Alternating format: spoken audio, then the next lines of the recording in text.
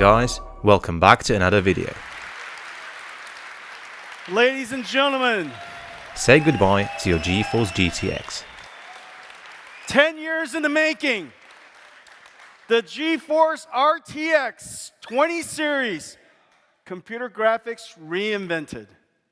We didn't do it on purpose. Pre-orders today, on shelf everywhere. Nvidia's launch of 20 series was quite the show, and Jensen called Turing the most important architecture since the release of Tesla and its G80 core, which came out all the way back in 2006. Yeah, boy.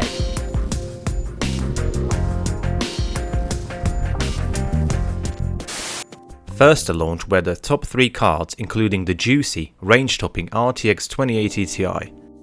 These new cards boasted impressive ray tracing performance, especially when compared to their Pascal predecessors, but they also carried a significant price hike, causing gamers to uproar. RTX 2060, the so-called mid-range, followed just few months later, and Nvidia proudly advertised this card's ability to deliver 60+ FPS in popular titles whilst using ray tracing. I'll be sure to test this claim, but first, let's take a look at the specs. Released in January 2019, the OG RTX 2060 retailed for $349 USD. Turing architecture was manufactured on 12nm process and came with impressive increase to die size and transistor count, more than doubling on last gen's GTX 1060. The original 2060 comes with 1920 CUDA cores and 30 RT cores, the 6GB of GDDR6 memory using 192-bit bus, and card operates 160W TDP. As the rest of the 20 series cards, it was first available in Founders Edition design. It's worth mentioning, Nvidia released a beefed up super variant of the 2060 just 6 months later, and then again in December 2021, that time increasing the VRAM to 12GB. Oh wait, let's also not forget about the EVGA only KO model of the RTX 2060. Utterly ridiculous. This Zotac gaming amp model, which I bought a few months ago for £130 or about 160 USD, comes with simple 2-fan cooler, a backplate and an illuminated logo. That's it. Jumping straight into synthetic benchmarks, 2060 delivered nearly 8300 points in 3D Mark Time Spy, which makes it 43% faster over the still popular GTX 1060. AMD's similarly priced 5600 XT is ahead by mere 100 points, and to my surprise, 2060 is only about 11% slower than the RTX 3060. Firestrike Extreme next. Here, 2060 scored 9400 points, beating the legendary GTX 980 Ti by a small margin. AMD's 5600 XT jumps ahead by a healthy 10% and even slightly outperforms the RTX 3060. Blender's Classroom benchmark took 2060 1 minute and 8 seconds to complete, outperforming the 5600 XT by 30 seconds or 41%, and that is significant. Next, we are testing ray tracing performance by using 3D Mark's Port Royal. 2060 scored nearly 4200 points, which makes it 15% slower than RX 6600 XT, and despite technically having 2 more RT cores, it's 25% slower than the 3060. Heaven benchmark with ultra quality and extreme tessellation dialed in see nearly 3900 points, and that puts it dangerously close to 3060, which is only faster by 6%. On the flip side, 5600 XT falls behind by 15%. Next test looks at how many points are scored in Heaven benchmark for every watt that is consumed by this GPU. 2060 scored 22.8 points per each watt consumed, which is a 10% improvement over the last gen GTX 1060, but it's also 10% behind AMD's 5600 XT. When looking at MSRP to score ratio, 2060 delivers 11.1 points for each dollar from its $349 USD MSRP. And despite the price hike with the 20 series, 2060 still represented 27% better value for money compared to last gen's 1060.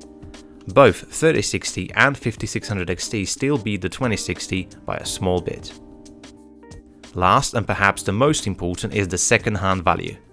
The OG 6GB models of 2060 can be typically had for around £140 or 179 USD, which means it scores 21.6 points for every dollar spent.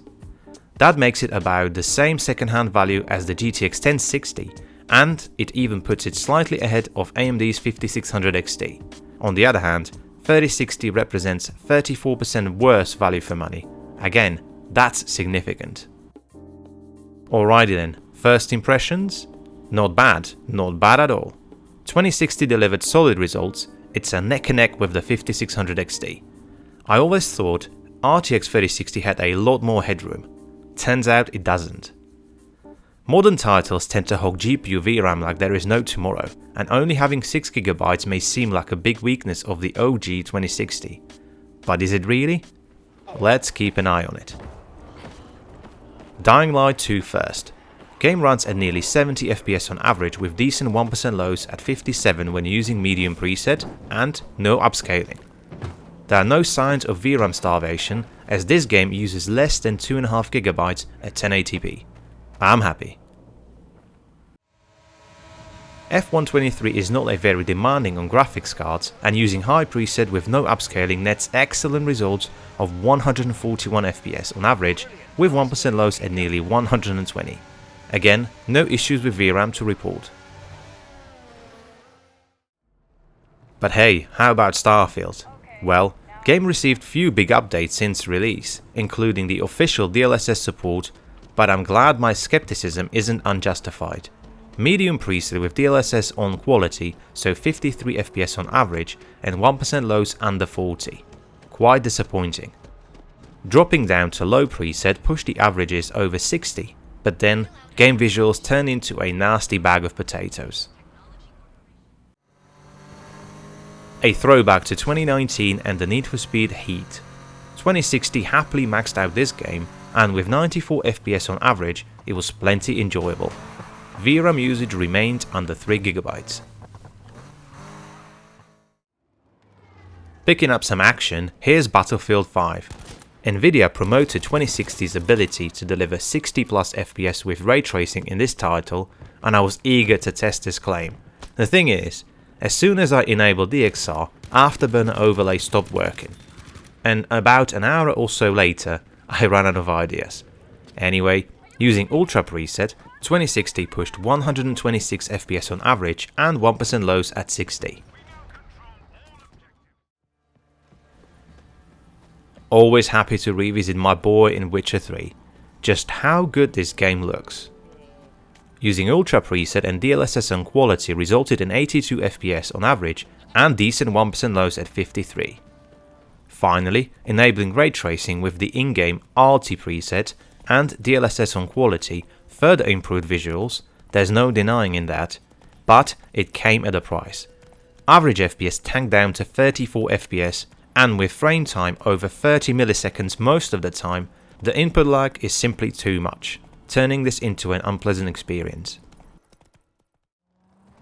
If there's one game you need to test with ray tracing enabled, it's apparently Cyberpunk 2077. But first, medium preset with no upscaling, and here 2060 delivered a solid 74 FPS average with 1% lows at 60. Enabling ray tracing further improves perceived graphics and adds a bit of realism, but as expected, the medium RT preset and DLSS on quality dragged the averages down to 42 and introduced a terrible 1% lows at just 11. No thanks. So, what do we think of the RTX 2060? Worth a purchase in 2024 for 1080p gaming? Maybe, but the answer might not be as straightforward, and it really comes down to your preferences. Do you need DLSS or are you happy to use FSR? What about ray tracing? Personally, I could not care less about it, especially on a lower end tier of cards, and judging by today's testing, it's not worth it.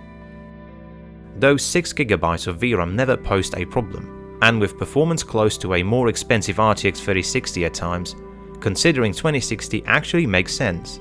Those not interested in ray tracing and looking for a slightly cheaper and more power efficient card, just get the AMD's 5600 XT. Thanks for watching, and I'll see you in the next one.